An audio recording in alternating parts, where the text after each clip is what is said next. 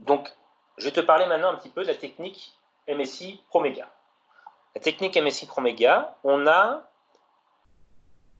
c'est ce qu'on appelle un pentaplex, mais c'est parce qu'en fait, il va détecter dans une seule PCR plusieurs marqueurs, 5 marqueurs. Les 5 marqueurs, c'est NR21, BAT26, NR27, BAT25 et NR24.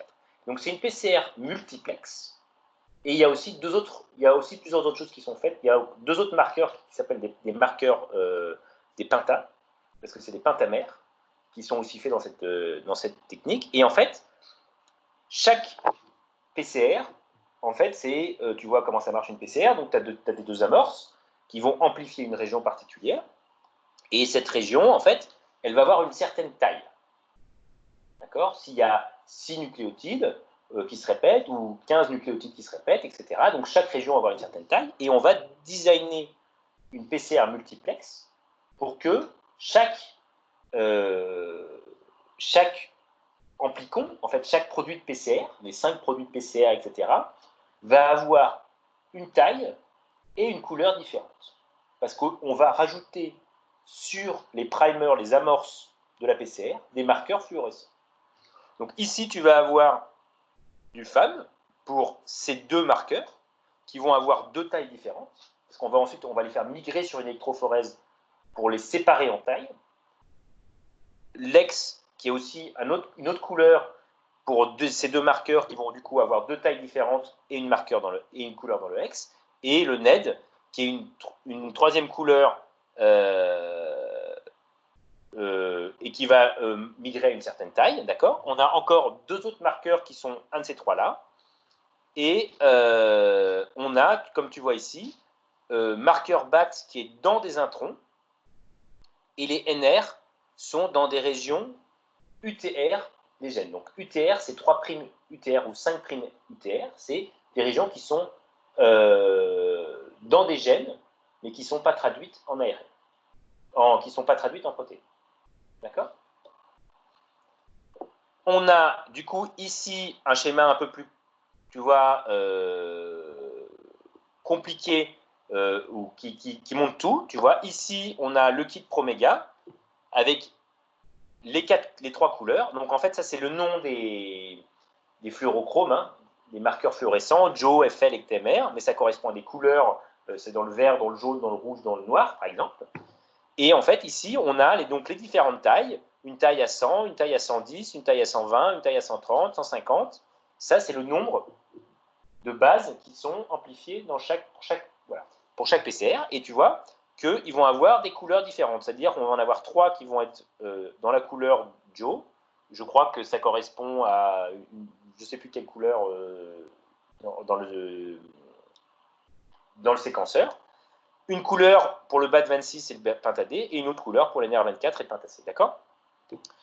On fait ces PCR multiplex, et ensuite on fait migrer sur un séquenceur capillaire qui va lui détecter la taille et la couleur. D'accord? Ici, c'est pour te montrer comment se répartit dans la population générale la taille des marqueurs, tu vois, le NR27, NR21, 24 et 27, etc.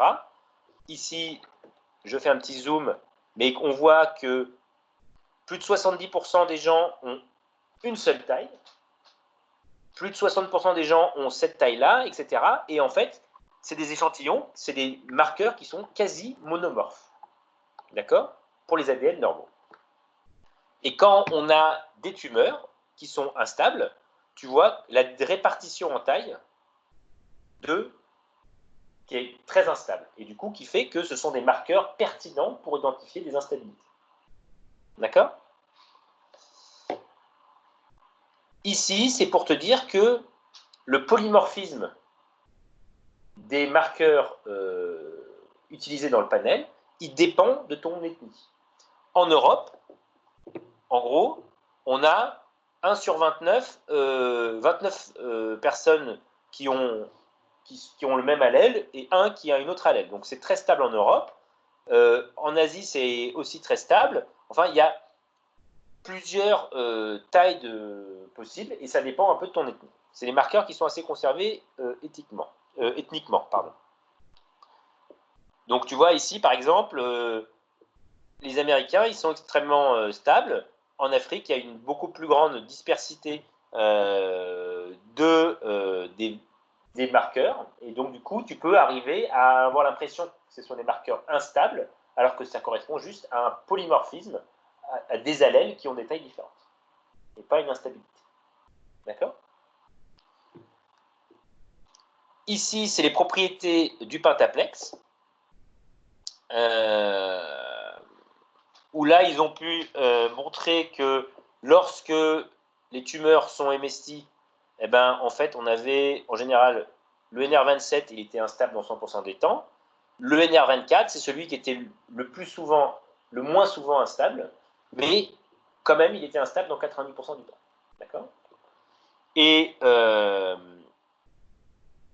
que lorsque on a une tumeur MSI, dans 90% du temps, on a 5 marqueurs qui sont instables, et dans 20% du temps, on a, ou un peu moins de 20%, on a 4 marqueurs qui sont instables. Et par contre, lorsque c'est normal, eh ben, en fait, on a plutôt tous les marqueurs qui sont stables, sauf quand on a des polymorphismes. Et des fois, on en a 2 marqueurs qui sont instables, et des fois, on en a 3. Donc, c'est là où ça devient difficile. D'accord ? Donc, ça, c'est pour dire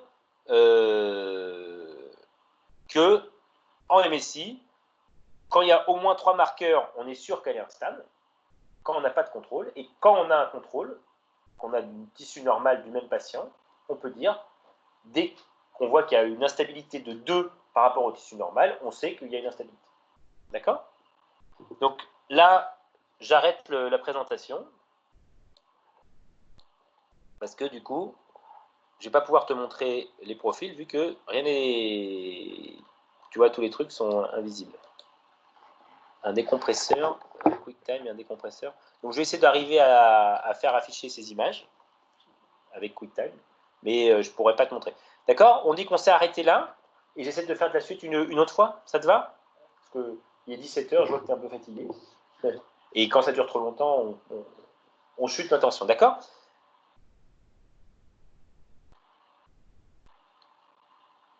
Bon, il est assez complet, hein, cette présentation. Bon, on va pas faire tout ça. D'accord ? Mais comme ça, tu peux voir différentes choses. Et je reprendrai à partir de là, si tu me rappelles. OK ?